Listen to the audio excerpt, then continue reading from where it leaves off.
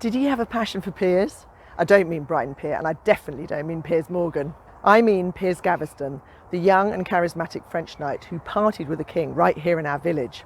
If his name rings a bell, that may be from various news stories in 2015 concerning then Prime Minister David Cameron and a pig during his days at Oxford. The student Cameron was a member of an exclusive drinking club called the Piers Gaveston Society, and there have long been rumours of debauched initiation ceremonies and wild student parties held in his name. But enough said, this is a family show. So Piers Gaveston was laid to rest in a cemetery right here next to King's Langley Royal Palace in 1315.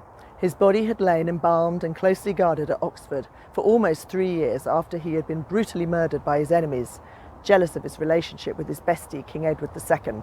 But the big question was whether he was more than a bestie and was in fact Edward's boyfriend.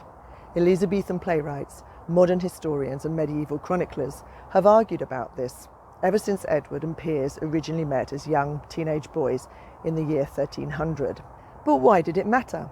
Well, homosexuality was condemned as a sin by the church at the time, but there is evidence of medieval same-sex relationships nonetheless. More problematic was the issue of political influence.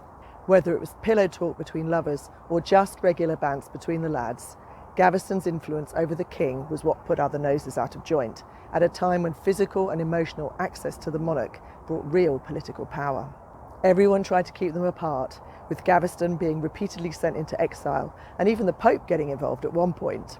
But Edward and Piers kept getting back together and spent lots of time at King's Langley, where they enjoyed music, the arts and horse racing, and apparently kept a menagerie which included a lion and a camel.